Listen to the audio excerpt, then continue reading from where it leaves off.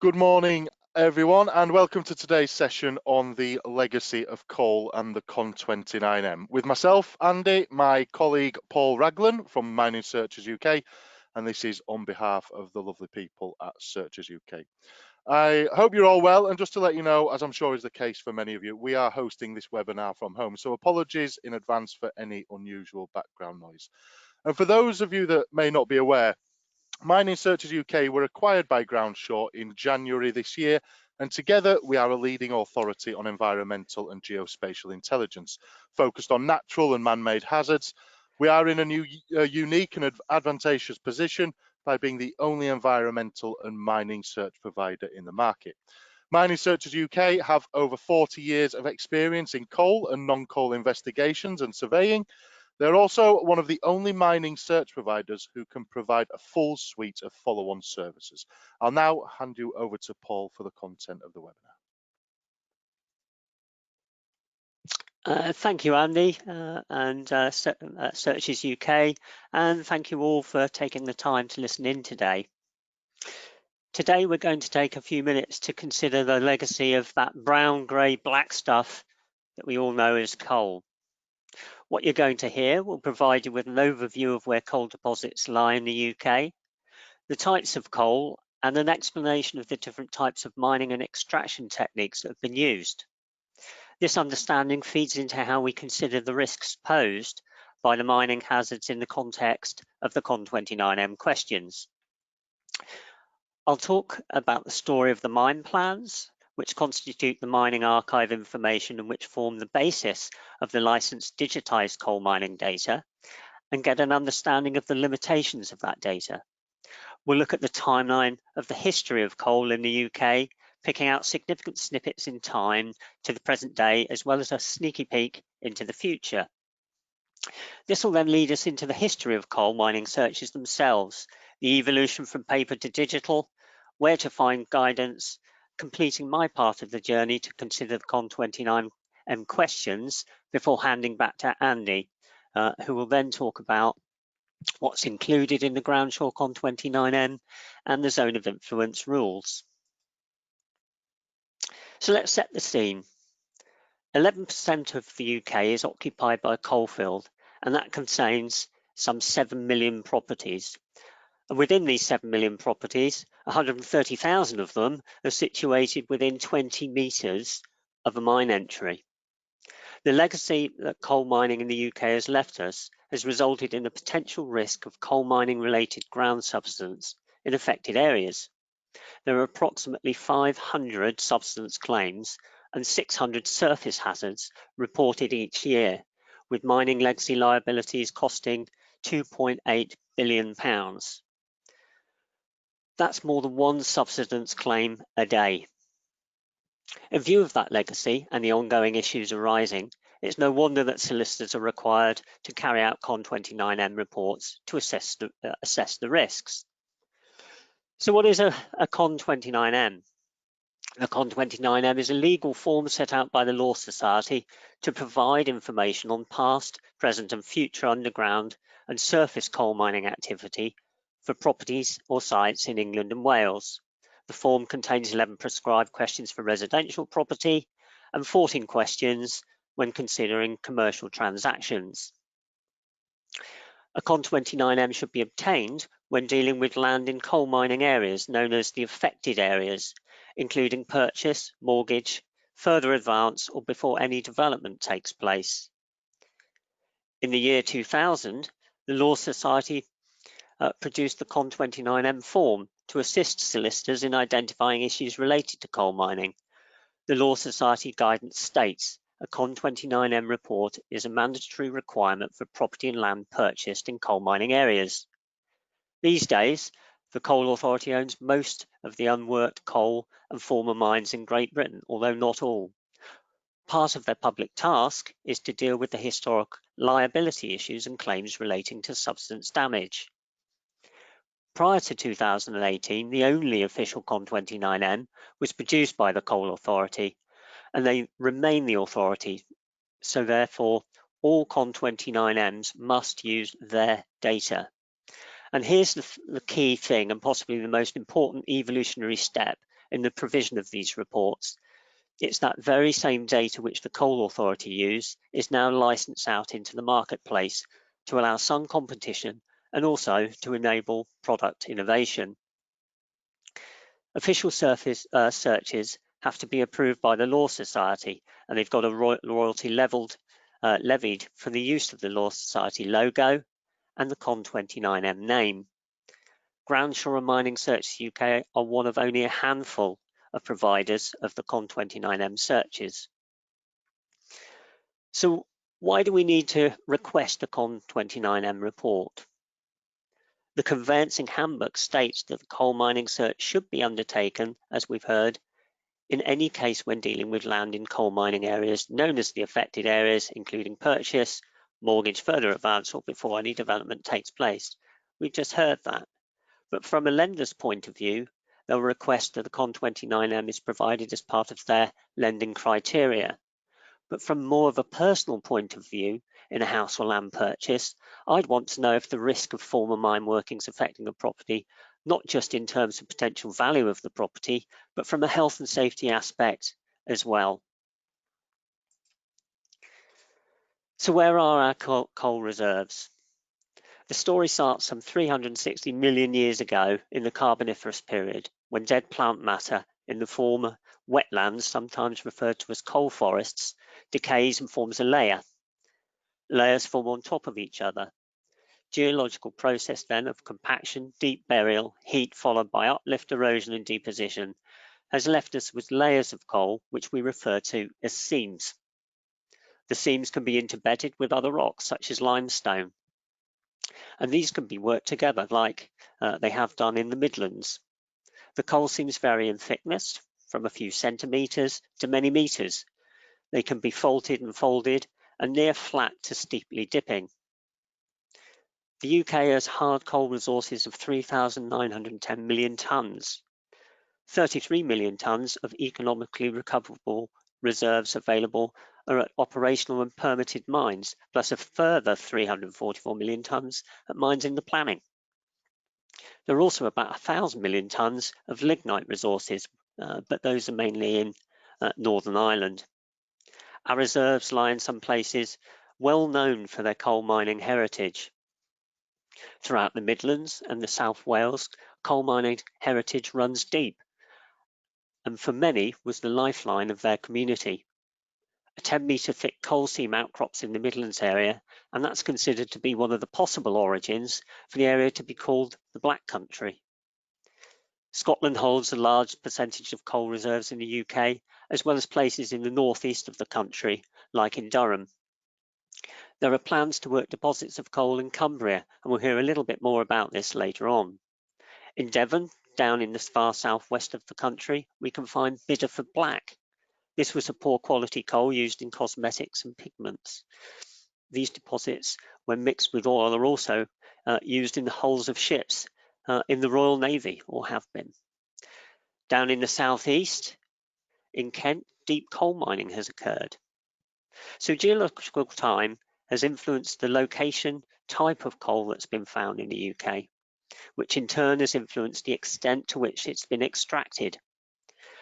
These areas form part of the coal field as defined by the Coal Authority, which triggers the requirement for a CON29M. So to consider the risks posed from the legacy of coal, it's important to have a clear understanding as to the types of mining and extraction methods that have been carried out. This will provide the assessor with key information on the size, extent, and depth of the workings, and an appreciation of the techniques available to the miners over time. It's therefore worthwhile to briefly explain some of the types of mining that have been carried out. We've highlighted some of these types of mining on this slide. An early method of coal extraction is known as drift mining, where coal deposits become exposed within a hillside or valley. These would be extracted by hand into the hillside until the coal was depleted, the working became unstable and collapses, or the mine became unworkable. In the centre there you can see bell pit mining, which is another form of very early coal mining that works deposits found close to the surface. This involves the sinking of a narrow shaft to access the deposits before working the coal out by hand, leaving a bell-shaped excavation beneath the surface.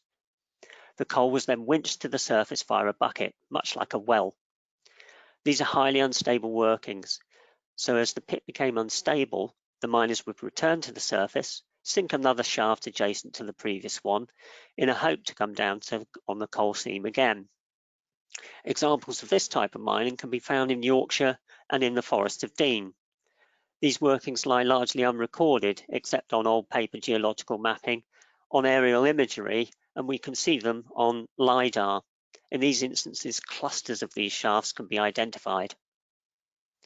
There's open cast mining in the middle there, sometimes referred to as open pit or open cut mining, and that's when coal seams are found at commercially favourable quantities near the surface.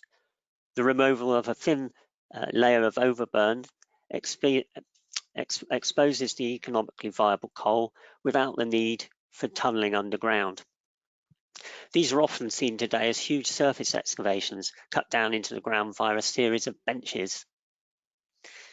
There's strip mining, and that exposes coal by removing earth or overburden above each seam. The earth above the seam is placed to one side, and the coal is then removed. A second strip is then excavated with the overburden being placed into the first strip excavation. The coal seam is then followed as a series of adjacent strips. There's contour mining on the right-hand side, and contour mining is a method that consists of removing overburden from the seam in a pattern which follows the contours or along the ridge around a hillside. We have deep mining, which you can see on the far left-hand side. Deep mining is often interpreted as mining for coal or mineral deposits from 5,000 feet or 1.5 kilometres. However, for the purposes of the CON29M reports, there's a rule of thumb that it's considered that the workings in excess of only 150 metres would be considered deep. For shallow mining, underground coal workings whose depth is 30 metres or less from the surface. So that leaves us with that awkward bit in the middle where workings are between 30 metres and 150 metres. Again, as a rule of thumb, some consider these as moderate depth workings or deep for the purposes of the CON29M queries. Other types of mining include longwall mining. And longwall mining is a form of underground coal mining where a long wall of coal is mined in a single slice. Large rectangular blocks of coal are defined during the development stage of the mine and are then extracted in a single continuous operation.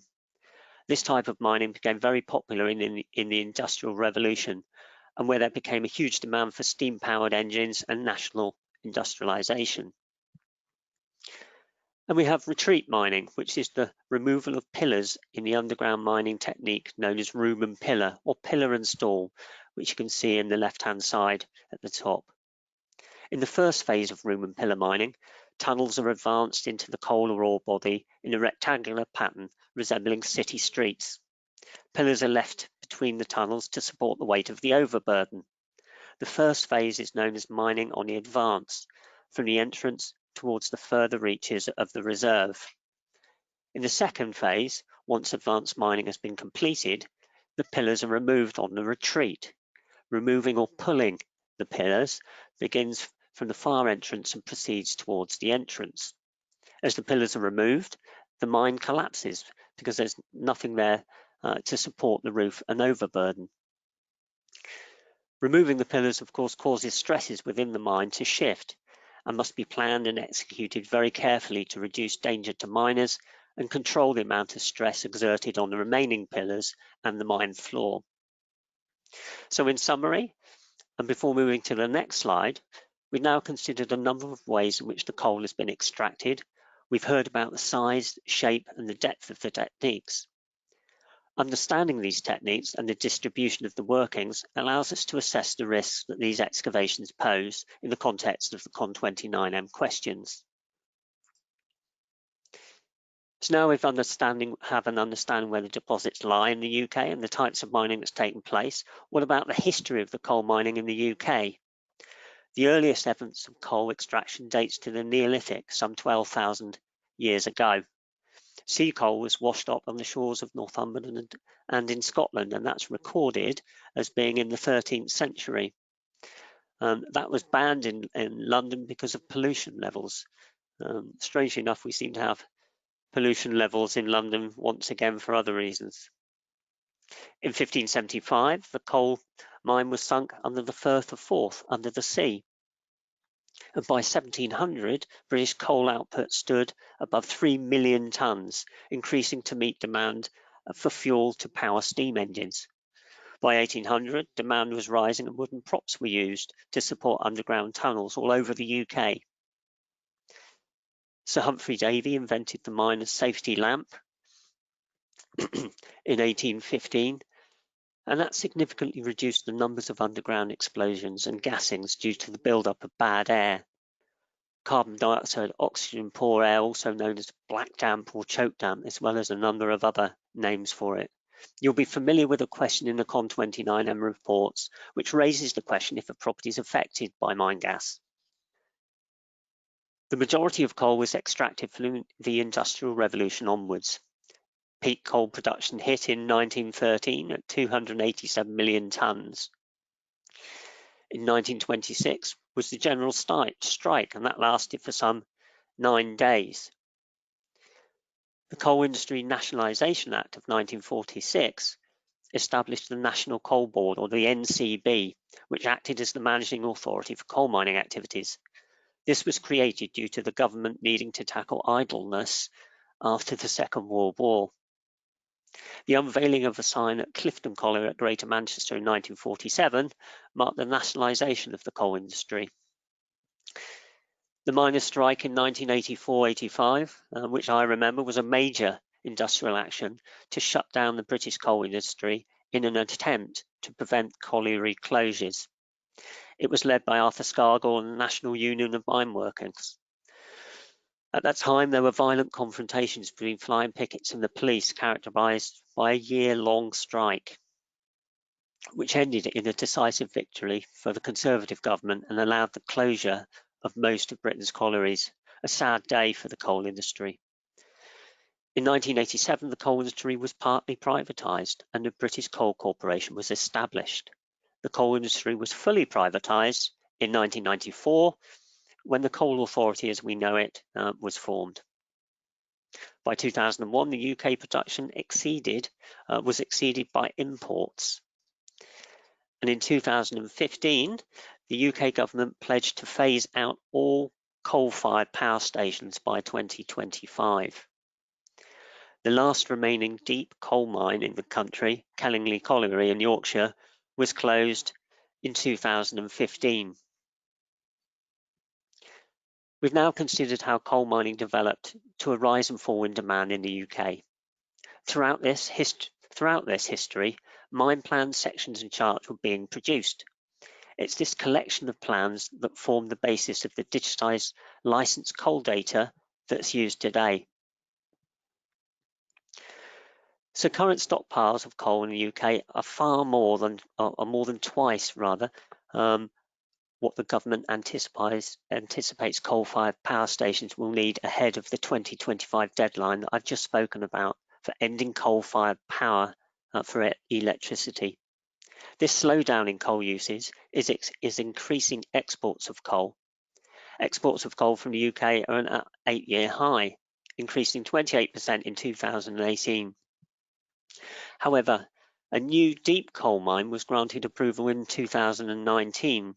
Since 2014, the West Cumbrian Mining has been developing plans for the creation of an underground metallurgical coal mine off the coast near Whitehaven in West Cumbria to supply the UK and Europe for steel making industry. In 2019, Europe imported some 52 million tonnes of seaborne metallurgical coal from the United States of America, from Australia, from Russia and from Colombia. Formal planning approval for the development of the Cumbrian metallurgical project, to be known as Woodhouse Colliery, was unanimously granted on the 19th of March 2019, and it was ratified on the 31st of October 2019. And the plan is for this mine to access the mine using existing coal workings inland and to extend and work deposits under the sea.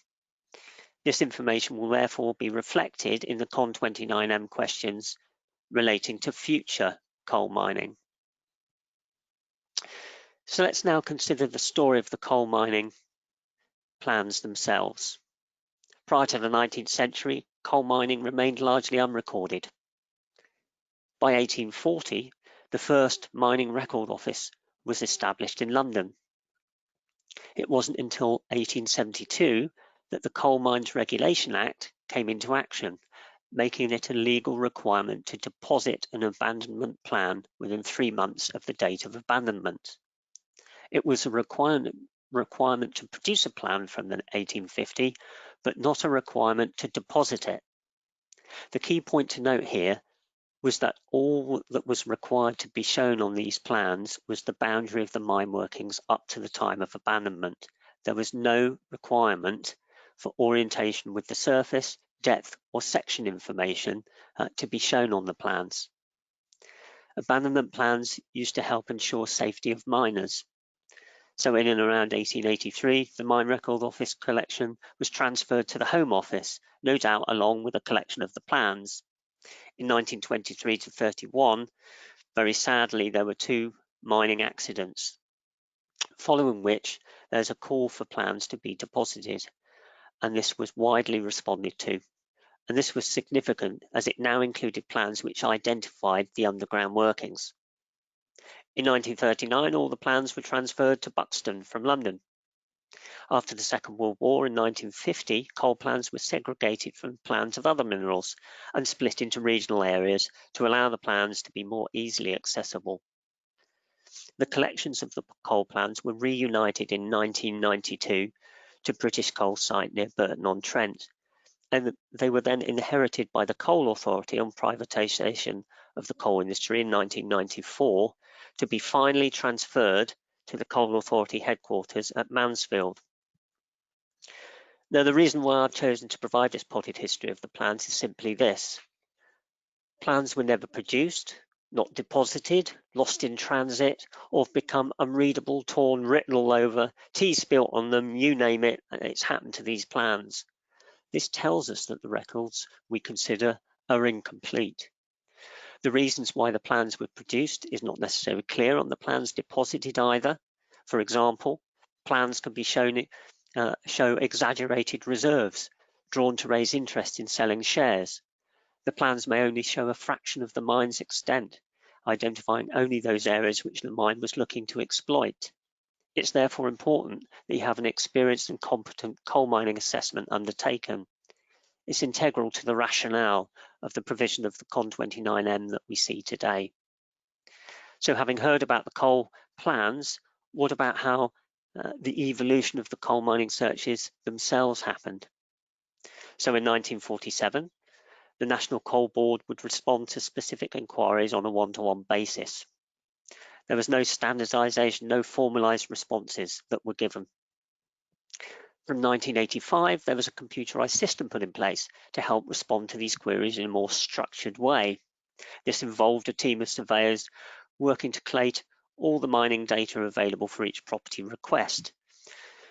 This was unfortunately still a task requiring manual intervention and at a time to assess the potential risk to a property. All of the plans were held by the Coal Authority, about 120,000 of them were digitised and the data extracted from them.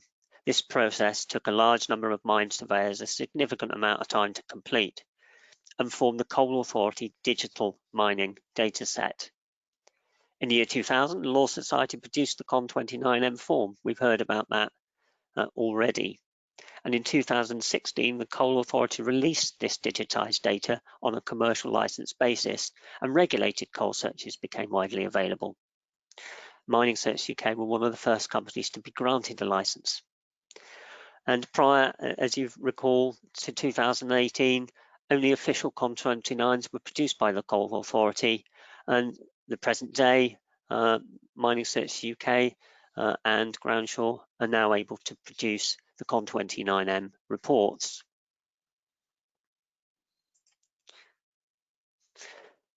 So now we know about the provenance of the plans, which form the basis of the creation of the Coal Authority licence digital layers.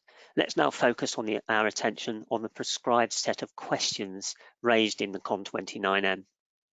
We'll start with past underground mining. This section of the CON29M will report on whether the property lies within the zone of influence of recorded workings, along with the number of coal seams and the range and depth of those workings.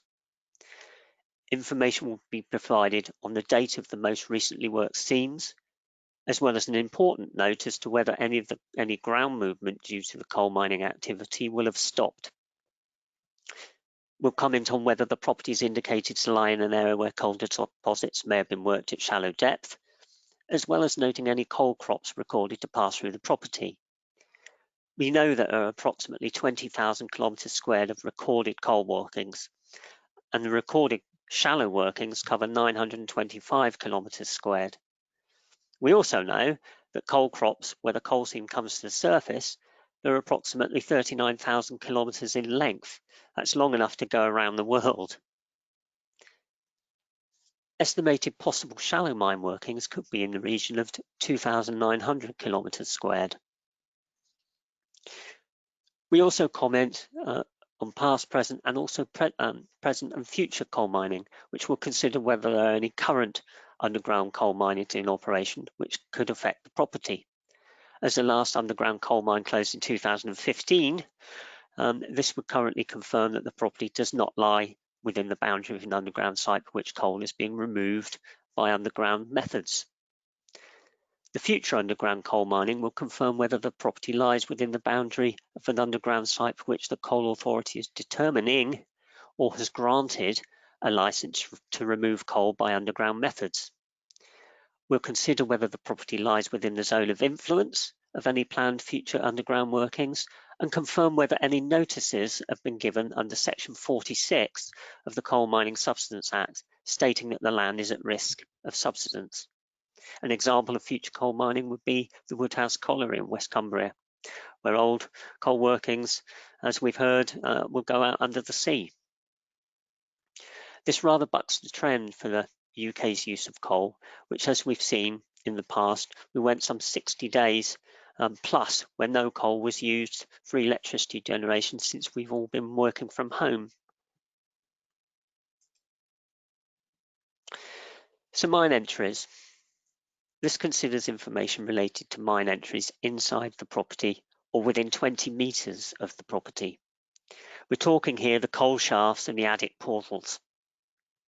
There are some 135,000 coal shafts and 38,000 coal adits, which make up the mine entries. In this section, we'll not only list the mine entries included within 20 metres, but we'll include any treatment to those mine entries and provide a mine entry interpretive report as standard and at no additional cost to the client. And that's important because for the solicitors listening, that's great value to the purchaser. It's clarity for insurers and ease for the solicitors. You not need to go back to the client for a further instruction or additional fees. Looking at coal mining geology, in this section comment is made as to whether any damage arising from geological faults or lines of weakness have been activated by coal mining are recorded in the property. Where the answer to this confirms that coal workings may have activated geological faults or lines of weakness, then we may need to refer back to the Coal Authority for further information. This is provided by the surveying arm of the Coal Authority under a request known as an Area for Mining Reports Intervention. This is usually a very speedy response, and so the solicitor would not notice any discernible delay in the production of the CON29M. In the past, present and future opencast mining section of the CON29M report, this is dealt with in a similar way to the underground mining, and the following is considered. We consider whether the property lay within the boundary of an opencast site where coal had been removed. If the property lies within 200 metres of the boundary of an opencast site from which coal is being removed, we should be aware that unlike underground coal mining, there are a number of open cast coal mines in operation today. For future open cast coal mining, we consider whether the property lies within 800 metres of the boundary of an open cast site, for which the Coal Authority are determining or have granted a licence to remove coal by open cast methods. So coal mining subsidence claims. The Groundshaw CON29M provides information on any damage notice or subsidence claim for the property or within 50 metres of the property since the 31st of October 1994 in a table. It will give information on remedial obligation, any stop notices delaying the start of remedial works or repairs to the property. Normally, remedial works to a property start as soon as possible. However, sometimes further substance damage may occur to a property, and therefore permanent repairs will not occur until the land becomes stable. The Coal Authority may give you a stop notice, which will be lifted as soon as there's a prospect of an 18-month period of ground stability. They can continue beyond 3 years if the property owner doesn't raise an objection. However, if an objection is raised, the Coal Authority must then carry out full repairs. Where a record of a coal mining subsidence claim has been identified within the property boundary or immediately abutting the property, the details relating to the claim are included in our CON29M. Where subsidence claim has been identified within 50 metres of the property, whilst no further searches are required, it should be noted that in the event of mining-related substance damage occurring to the property, it will benefit from the protection of the Coal Mining Subsidence Act of 1991 and as amended in 1994. So looking at the mine gas section, this section deals with mine gas emissions and will inform whether a mine gas emission is recorded within the boundary of a property. If gas emissions have been recorded, which is rare, detailed information on the emissions can be obtained from the Coal Authority. For emergency call-out incidents, in this section, the report identifies whether any emergency surface call-out procedures are recorded against a property. So that could be a subsidence event or perhaps a suspected mine gas emission, for example. In other words, have people come out on an emergency call out to look at your property. We've now concluded the questions that are raised for the residential CON29M report. These next three sections relate to the commercial transactions. So withdrawal of support. In this section, it's noted whether the land is in an area in respect of which a legal notice served on the public by a coal operator of entitlement to withdrawal support has been granted. In addition, as to whether the land lies within a geographical area in respect of which a revocation notice has been given under Section 41 of the Coal Industry Act 1994. In short, a withdrawal of support notice informed landowners that coal that lay beneath their property was going to be worked. We have the working facilities order, and in this section we'll identify whether the property lies within a geographical area subject to an order in respect of the working of coal under Working of Facilities and Supports Acts of 1923 and 1966, including any amendments. This is a court order which gave permission or restricted or prevented coal mining. In the payments to owners of former copyhold land. This section will determine whether a property lies within a former copyholder land. If the answer is yes, then it's determined whether there's been any notice of retained interests in the coal and the coal mines, and also if there's been any acceptance of notices or rejections of notices served. If any acceptance notice has been served, it will answer whether any compensation has been paid out to a claimant. Historically, copyhold land gave rights to the coal to the copyholder. These may have been held within manorial rights, for example. Legislation was created to allow others to work the coal, but they had to issue a notice and potentially pay compensation if a copyholder came forward. So thank you all for your time, everybody. I'm now going to hand back to Andy. Thanks, Paul. That was a very useful run through of the CON29M questions.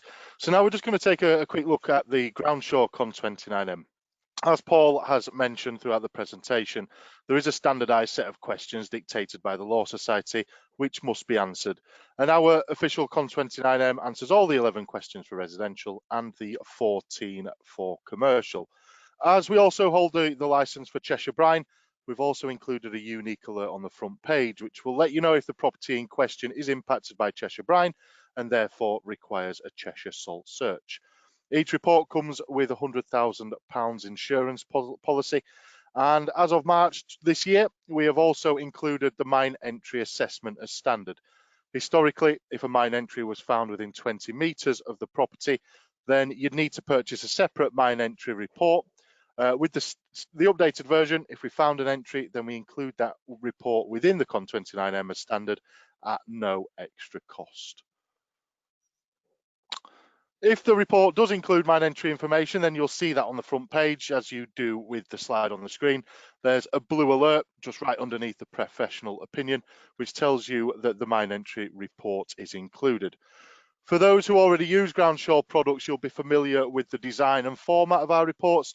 You get everything you need at a glance on the front page, with a map and outline of the property in the top right, the overall assessment and professional opinion on the top left, and then the overview of findings to all 11 or 14 of the questions on the right on the front page. It's in an easy to read colour-coded format, and you can also see that Cheshire Brine alert on there. Mining Searchers UK have calculated the zone of influence for every mine entry, and we will report on both the mine entries and the zone of influence in all the reports where required. In some instances, a mine entry may fall outside the 20-metre search radius, but the zone of influence may impact the property. In these circumstances, all relevant information will be reported on. And looking at zones of influence, not many properties will actually have a mine entry near it, but our colleagues over at Mining Searchers UK have done an incredible amount of work by calculating these zones for each mine entry they have on record. This slide shows you the various rules for the zone of influence. The small orange dot depicts the mine entry, with the orange circle showing the zone of influence calculation. The zone of influence calculation isn't simple or binary, in that it's not just about how far away a mine entry is from the property. Each zone of influence for each mine entry is different, and therefore poses a unique risk to each property. By taking different factors into account, like the dimensions and depths of the working, the distance from the property, and whether or not it has reportedly been secured in the past, if so, how and what with, Mining Searchers UK can calculate if it were to collapse and the extent of the surface that would be affected. This means that in some cases, mine entries within 20 metres of a property may be an acceptable risk, and on the other side, mine entries outside that standard 20-metre buffer may pose a risk. We believe this is a more intelligent and accurate model to use in our reports. So, number one, the mine entry is within 20 metres, but the zone of influence doesn't encroach onto the property boundary, so this is okay, there's no further action. Number two, the mine entry is within 20 metres and the zone of influence encroaches onto the property boundary.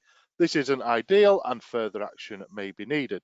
For number three, the mine entry is outside 20 metres, but the zone of influence encroaches into the property boundary. Again, that's not great and you'd need further action. For number four, this is the ideal situation with both the entry and the zone of influence nowhere or outside the property boundary, and no further action needs to be taken.